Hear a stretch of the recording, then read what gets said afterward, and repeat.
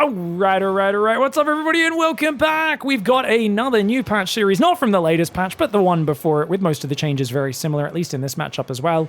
Hero in the bottom right side for Weibo Gaming, and Shin in the top left representing GGSC2. Wait a second. Did Shin change teams after, what's GG stand for? Game and Gladiators. No, that is Game and Gladiators. Okay.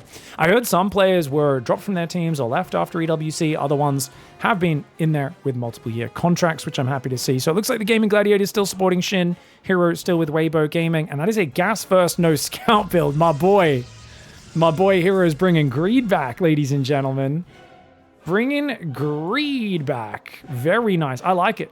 Now, when you go gas first, I would argue you don't need to pull off minerals onto gas. I've mentioned this many times. Hero is never going to optimize this build order, though, because why bother? I don't know. It doesn't really change too much, really. This gives him an abundance of gas, so it does make it really easy for him to go triple Oracle if he wants. He can just like Chrono First Oracle, Chrono Second Oracle, Chrono Third Oracle, and go ham on it. The thing you do run into with new build orders since the patch change is because your Chrono Boost is competing with your energy recharge. If you do choose to Chrono Probes really hard at the start, then Chrono Oracles twice, you actually usually don't have enough energy to charge up the first Oracle immediately, and that's not a bad thing. I actually think it's fine to dive your first Oracle across the map without recharging it, but after seeing how effective Stasis Trap spam is, I'm starting to feel more and more like I probably want to adjust my build orders to get the energy recharge immediately on that first Oracle so it can dive in, maybe kill a drone, and then it can just start spamming Stasis Traps on the backside while the other one comes in and starts doing the same thing. And I really feel like because the Spore's stronger, but there aren't as many Queens out in the current patch, Stasis Traps are where it's at. I learned this from Geralt after he absolutely murdered me in the weekly cup, and he spammed more Stasis Traps than is reasonable. I was trying to do a build I'd seen a laser do. I don't know if you guys saw my video with a laser's 4 Queen opening where he relies on Spore Crawlers for defense and tries to be greedy. I was like, yeah, this will work well because Spores are better. Turns out, if they never fly in range of your Spore and they just throw Stasis Traps behind your Mineral Line all game, and you're playing someone who's already a lot faster than you and they can just queue it up like that, it was infuriating. Because I was like, oh, I actually need 6 Queens to deal with Stasis Traps, man. If I don't have at least 6 Queens, I am in so much trouble. We'll see if Hero follows a similar format here at all. Goes for the Stasis Traps, or does he keep diving? Hero's the kind of cat who I would imagine probably throws away maybe 417 Oracles by diving into Spore range to kill drones, losing the Oracles before he adjusts. No, let's be real. Hero's one of the fastest players to adjust. He is hyper-aggressive. Crazily so, sometimes suicidally so, but he's also one of the best at adapting to new patches and new maps. Now he's going to go Phoenix, guys. A Phoenix opening is really cheeky, and Hero's the master of this because Hero is so known for going a Phoenix into 2-star Tempest, a Phoenix into 3-star Oracle, a Phoenix into a Charge Lord all-in, a Phoenix into a Glaive Adept. Sometimes he just goes Phoenix, denies Overlords, and then he just takes the third base. Now, you might be wondering, well, why go Phoenix against Zerg? This isn't good. Guys, what's the big reason Phoenix suck versus Zerg? Because you don't have enough energy to kill many drones. But he can refill the energy now with the Nexus. So think about that. This Phoenix just came out. He already filled it up with energy. He's hiding his other Phoenix. He's going to come across with a bunch of full energy Phoenix. And if there's not enough anti-air to defend in Queens, Spores, that sort of stuff, he's going to have so many lifts. So the normal limiting factor of the Phoenix, the lack of lifts, especially in the early game, in the early stages, is kind of removed with this patch. And that's what's very cool. So don't get me wrong, you give up potentially a probe of build time with the Chrono Boost being skipped to do that. But on the other hand, it does give you so much more damage potential over the long term. So I really like this. He's going to go out with 3 Phoenix. Now it takes 4 to kill a Queen in a single lift. So if you guys were wondering, 4 Phoenix, you pick it up, as long as all 4 Phoenix are on top of it immediately, you can kill that Queen very quickly. But the Nexus goes down. He's cut probes on 40 for a while here. He's finally resuming probes now. Hero's looking for openings, but the Overlords are safe. Doesn't look like he's finding much. So far, doesn't feel like this opening's achieving anything. This doesn't feel great. Okay, there we go. That's nice. Notice how he grabs them as they just hop out of the gas or about to hop into it. That stops them from getting in Spore range. He's got to be careful. Remember, Spores do 20 damage. Good pullback on those drones there. And he finds himself an Overlord. Transfuse, going to save that bad boy. And the Phoenix need to get out of there. You don't want to waste any hit points. Remember, Phoenix only have like 60 shields or so. But look at that. Oh, he finds a Queen. Remember, that queen should go down. I know the Phoenix weren't shooting it the whole time, though. He does have to get out of there, so does survive for now. Adepts coming forward, guys. This is... What? Is that 10 Adepts without glaives? The Zergling somehow missed it. Shin wasn't watching. Oh, no. Oh, no. Oh, no. Hero going for 5 Phoenix into 9 Adepts into a fast third with Twilight Forge. What a weird, crazy opening. But that is Hero in a nutshell. This is why patches are so awesome. It's because Hero, these creative players like Hero, Estrella, they will be so creative. 1 Phoenix goes down there, though. The Adepts, though, getting big lost mining time. Shin's in trubs right now. Those Adepts, yeah, they could find really big damage. I'd cancel the Shade if I was him, but you know what? Actually, that's worth it. No Zerglings down here. The Adepts are ruining Shin right now. Shin taking so much damage. Get some good surface area in the front of the Adepts. The Adepts just shading in, shading out, going back into the main base once again. And that is some massive damage that's being dealt. Charging +1 coming in behind it. And can we get one more drone? Yes, you can. Wow, wow, wow, wow, wow, wow, wow, wow. Oh, no. 16 drones, 20 Zerglings and an Overlord for 9. 9 Adepts and 1 Phoenix.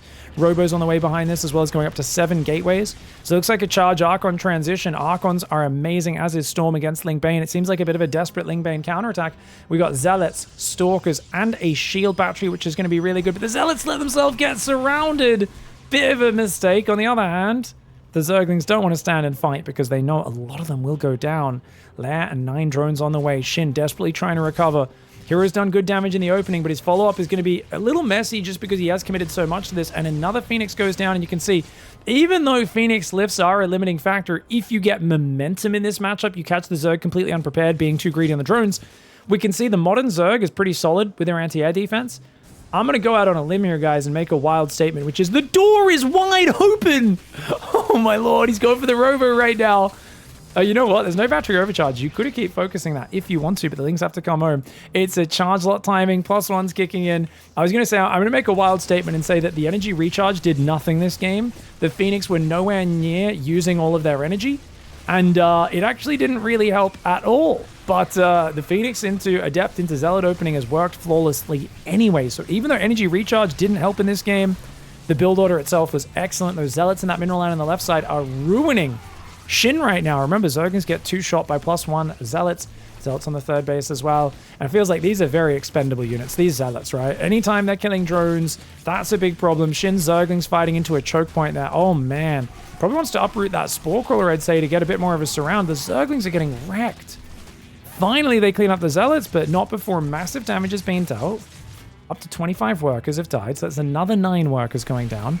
And now Archon Immortal's building behind this as well as +2. I mean, I feel like Hero could probably secure a 4th base if he wants to, but it's Hero, so of course we know he wants to do something else right now, guys, and that's click with his important Prism. He wants to attack with the Prism. He's got the Prism on the same control group as the Phoenix. That's interesting. Not a technique you normally see. A Phoenix, 2 Phoenix, an Observer, and a Warp Prism on the same control group. That's interesting. So that's coming in. Yeah, I really don't think the energy recharge helped Hero at all in this game. But just doing a cool different opening and Shin not seeing the Adepts moving out, I think is really where the serious damage has happened in this game. Shin may be just a bit too greedy. Having your scouting denied by Phoenix, you always have to be a bit safer, and perhaps going Roaches instead of Banelings was the better way to play. Shin wants to play Hydras right now, guys. He wants to play Ling Bane Hydra. The Phoenix picking up a few Hydras. The Archon. The Immortal actually gets surrounded. That goes down. Archon gets surrounded. Prism needs to save it. Phoenix goes down, and I don't know, man. Hero insisting on attacking right now seems like the opposite of the right call. I feel like, yeah, just take the 4th, make Robobay, get Colossus up. You get 2-3 Colossus out, you're good. He's going to keep going? This is crazy. Then again, I mean, Shin's army count is not that big. Banelings get some good hits. Zealots, though, Hydras are fragile. Archon's jumping on top, guys. Zealots and Archons shifting through. Prism does go down there. Archons are trading okay against the Hydras, but at the tail end of this, you're going to lose the Prism, you're going to lose the Phoenix, you're going to lose every single Archon. And Hero just playing like Hero does, guys. If there's ever been a StarCraft player who just looks like a... Have you guys ever see a kid who sticks his finger in the old Chinese finger trap? You know, like you're like, okay, kids, now don't stick your fingers in, and you're looking like Jimmy's already jammed his entire friggin' hand into the thing. You're like, oh, man. That's Hero. To be fair, I mean, that does bring back the story I've told many times of when we were in Mexico, and the guy told us not to touch the cactus and the cactus fruit until after he'd got the spines off it. And then he like looks over and I'm already holding a prickly pear in my hand. And he's like, oh no. And I'm like, ow. And he's like, yeah, those are going to be in your hand for a few days, those spines. Like I can't get rid of it. Those are just, your body will break them down. It's just your hand's going to sting for a few days. I'm like, he's like, you probably should have listened to what I was saying. And I'm like, yeah. I'm in real life. I show the same careless attitude that Hero does in StarCraft. Baneling roll-by on this base could be effective. The cannon might help out. We'll see how it goes. Zealot run by buying a little bit of time. Big Hydra Bane timing coming in, guys. Zealot distraction. Oh, Hero! He's going to lose quite a few probes, but he does save a fair amount. Still on 69 workers after that. The power of memes compels you guys. 69ing. These two players are 69ing each other right now. Both on 69 workers. Only 9 probes went down. 48 Zealots have died this game, but they've got good value. Lots of Banes, Lings, and Hydras have died. And the Ling Bane Hydra timing's looking desperate. He's only on 69 workers. The Storm! Oh my gosh, he leaves his High Templar kind of in the open, though. I'm surprised they moved so far forward on their own. Hero looking for a bit of a cheeky ambush. The Zealots do take a few Banes to the face. The Colossus trying to help out. Extended Thermal Lance is not here. There's only one Colossus, but the battery's helping out. Archon Colossus is so good against Ling Bane Hydra. Looks like a few more Banelings just rolled in, but the probes all barely surviving. Remember that patch a while ago? Banelings no longer one-shot those probes. You don't quite have that deadly Baneling roll-by lethality anymore, which I think was overall a very good change, but games like this where the Zerg so desperately needs to clear a mineral line and just all those probes laughing at the Zerg right now, going, nah, nah, nah, nah, nah. 21 probes first, 28 drones killed, but Hero's keeping that economy high, supplies decent. And that, my friends, is a Laertec Lurkaden. Now, when a Zerg makes a Laertec Lurkaden, guys, this is a little bit like, what's a good analogy? Or what's like a really desperate weapon that's probably not going to work? Okay, you guys know how, like, you know when, like, you're walking home and you think someone's following you, so you, like, clutch your keys? You're like, this is going to be a useful weapon. I'll stab them with my keys. I'm not saying it's a useless weapon. I'm saying if some big mother trucker is going to chloroform you and throw you in the back of his van, the car keys probably aren't going to help. And that's kind of what Laertec Lurkers are. You know, it's clutching your car keys in fear, walking home at night, while someone with a 50 kilo weight advantage and a foot taller than you walks behind you, and you start to imagine, yeah, if I just stab them with the car keys, that'll help. Laertec Lurkers suck. It's decent for a surprise all-in, but in this case, it's a little desperate. And I don't think they're going to be ready in time anyway. Link counterattack's actually really nice there. On 2 mineral lines, Hero leaving his pants down around his ankles. His economy's going to get ravaged. Does it matter, though, because there's no answer to his army. He dealt with all of the Lurkers before they could morph, and he actually keeps the 3rd base alive. So he only lost all the workers on the 4th, or most of the workers on the 4th, I should say. The Zealot Archon wasting a bit of time up here. These guys should be moving in towards that natural. He's going to recall some units there, but Shin just a bit too far behind. The Phoenix into non-upgraded adept opening. Just the unpredictability of that is what makes Hero so hard to play against. Alright guys, Hero with a slick build in game 1. Game 2, he's going to go for a Proby Scout. He says, yeah, you might 12 pull me if I keep trying to be fancy with that. So he's going to get in. Now remember guys, this doesn't have the most recent changes. So like Mothership is abductable. What else really changed in that most recent patch? The Cyclone doesn't matter. The Ghost doesn't matter. I think that's it. Oh, the Ultralisk and the Ultralisk movement speed off creep is slightly slower. I don't think I missed anything, right? It's basically just that with the Mothership. So yeah, not a big deal. Like this matchup, I think is still very similar. Not too much has changed. I guess the Broodlord changes are in this. Broodlords rock in this version, actually. Broodlords rock, because Broodlords, not only are the Broodlings stronger, they also shoot straight away. So because this was played just before the most recent changes to the patch, if Broodlords come out, Shin may stomp. He may get some real power off, because they shoot way faster at max range, which means they start recharging their second shot faster, and the Broodlings themselves have more hit points, 20 up to 30, and a faster attack speed. All those Broodlord changes have been scrapped, though, so I kind of hope we don't see them in this game, because then people are like, why are you posting things with old balance changes? And obviously, it's like, when the patch has literally just been put on the PTR, it's hard to get all those changes in, but especially for ZVP, it barely matters, so I think this series is going to show us everything we need to. Sentry first. Now, the Overlord can't hide on the pillar, because you can hallucinate to spot that high ground, so chrono boosting a sentry into a stalker. Very cute here. Have we ever seen Shin make a Broodlord versus Toss? To be fair, if Shin makes a Hive versus Protoss, he's probably already lost the game. Iba's in chat. Iba has a good point. I'm pretty sure things aren't going well if Shin's making a Hive, guys. Like, let's be honest. Shin has a range of strategies versus Protoss that he excels at, and they all involve killing the Protoss very quickly.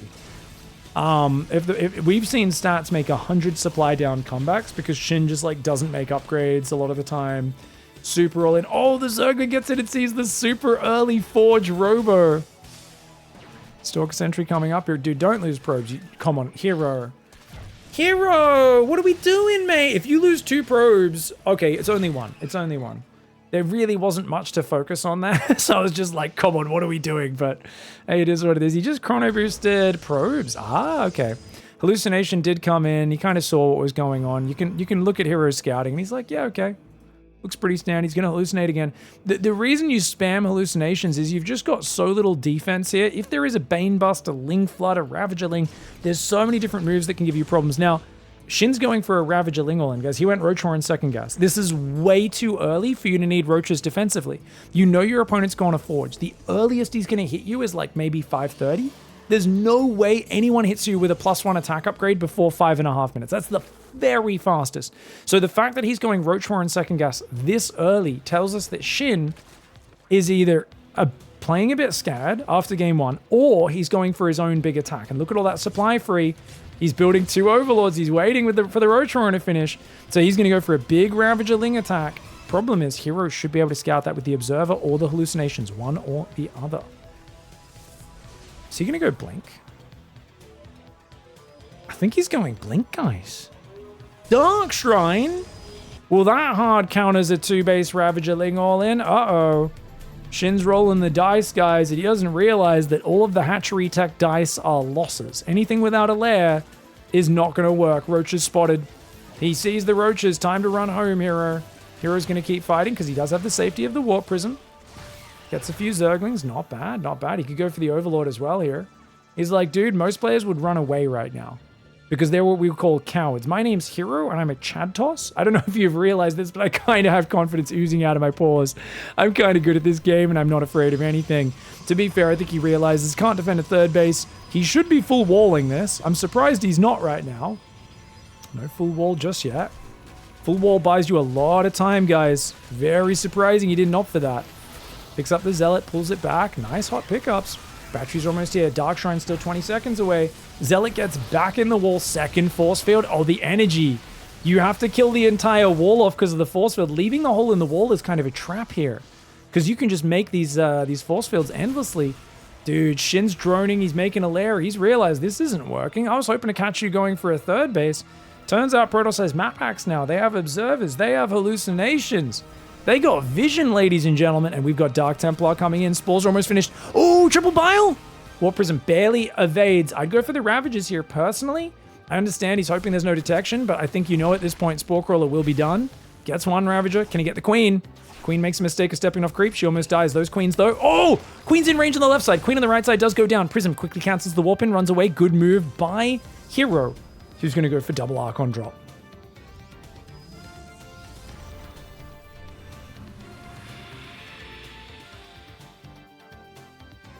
So chat has an interesting take. Battle Warrior says they shouldn't have reverted the Broodlord bug fix. I think that was a critical bug for the unit. And I think quite a few people share your thoughts. I'd say it's split from what I've seen. It's about 50-50. I'm kind of in the field of like, if you do that, you do make the Broodlord stronger. So I'm kind of okay with them nerfing the Broodlord because they obviously like really are against this whole turtley, boring, you know, standoffish sort of game, which sometimes happens with Broodlords, right? The thing is, if you're going to do that, because the Broodlords behave this way the entire time, right? It's always had this weird, kind of very unintuitive, somewhat buggy seeming issue with how it works. So I understand why people want to get rid of that. But because it does make it so much stronger, I guess I can see why they didn't do it. I don't know. It does make it so much stronger. It's weird. It's hard for me to judge, really.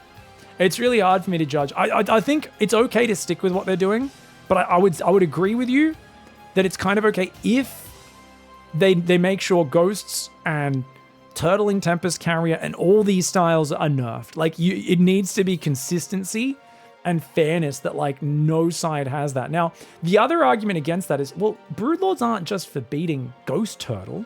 They're not there for beating Carrier Tempest. They're there just for beating big, scary ground armies. Like, how are you going to beat a big tank army or whatever if you can't use Broods, or they're too weak, or against, like, a Mass Immortal Archon Stormball?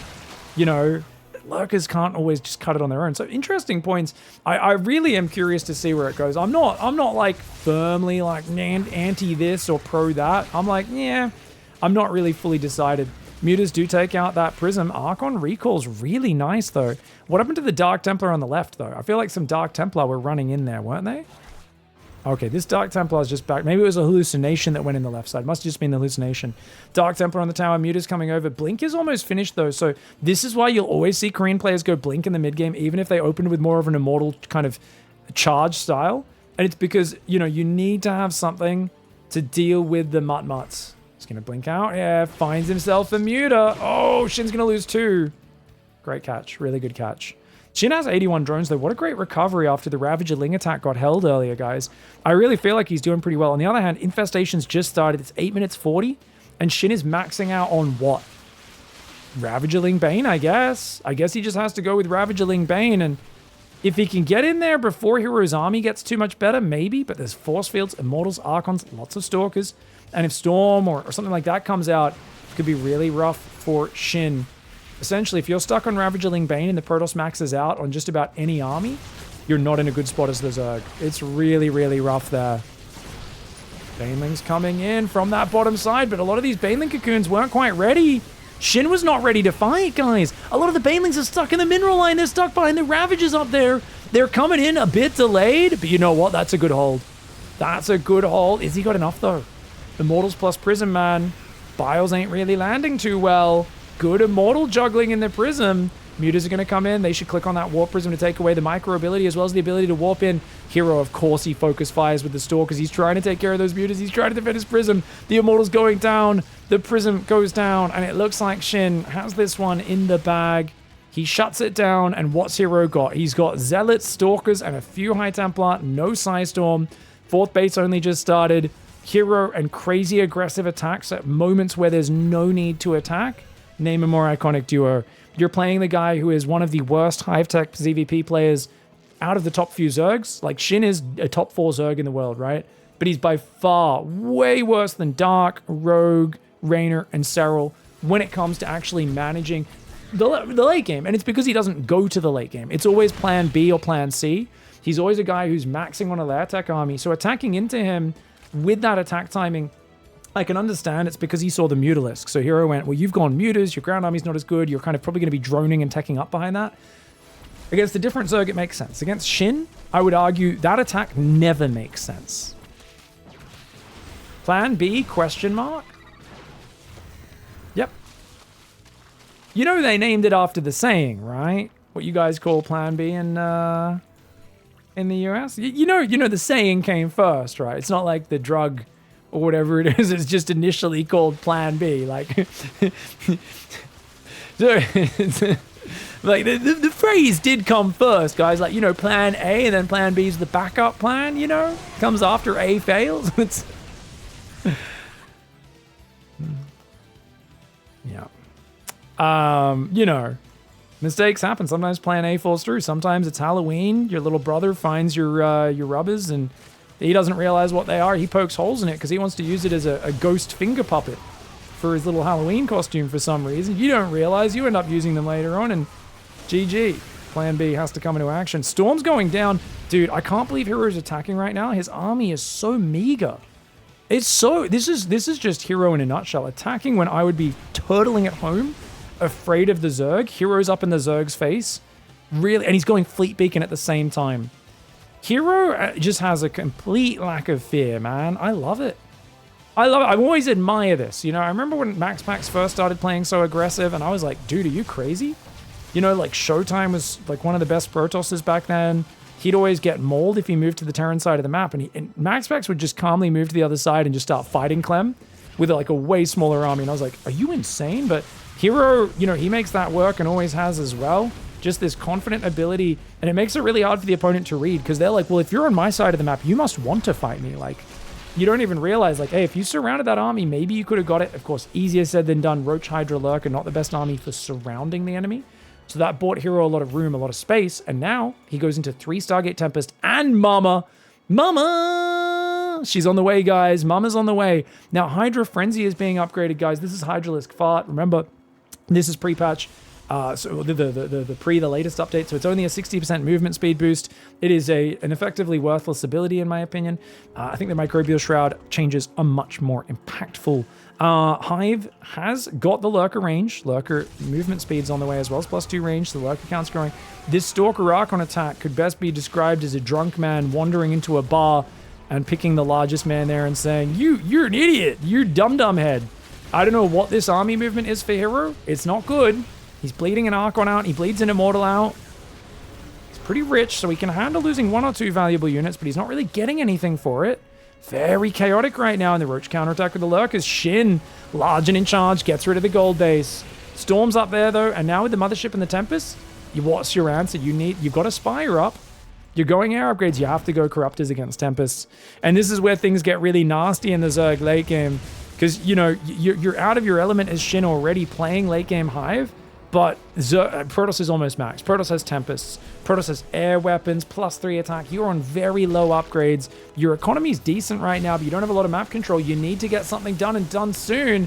Mama comes in. I think she's got her Cloaking Field activated. She's going to throw a Time Warp down, trying to rescue some buildings. She's fighting the Hydras. Remember, her damage is bugged in this version. She's doing crazy damage. She's going to recall an army on top right now. And not the biggest recall, but a few Immortals, a few Storms. Apparently, all she needs, those Lurkers, get cleaned up. And Shin, it was a desperate attack. He knew that he was on a timer. He felt like, look, the longer I wait, the worse this is going to get for me. I don't want to get stuck on Hydra Lurker Corruptor. It's an awkward army to use. But now, Hero finds himself miles ahead. After that attack on the left side got cleaned up, I thought Shin was in a really big lead. But we see, I think, in this game, the problem with, like, it's hard to push with Lurkers. It's hard to, if the Protoss gets in your face, how do you get to their side of the map? And honestly, I think we know the answer. He should have been Nida Swarming. How much have we seen players just, okay, the Protoss is in your face, but you sneak a Nida Swarm up on the other side, pop your Lurkers out, and that's where your success often comes from. Tempest sieging from afar. We better zoom out to see that Tempest range. This is the 13 range Tempest with the damage point reduction, so it does micro very well if you want to move and shoot it. Hero, though, happy to just A-move the 13 range Tempest here and pick away from afar. Time Warp Storm goes down on those Lurkers. Hydra's coming forward, but you do not want to fight in the Time Warp. The Storms are here. Uses the Hydralisk Fart there, you could see. Trying to pull back from the Storms, but the Archons, the Immortals, everything coming in. A new Overseer comes in, but man, he keeps losing the Overseers as well. This is so costly for Shin. I like the Lurker rest on that side. Zealot's going to come in. I think it's in detection range for Hero. Indeed, it is with the cannon. He will clean that up.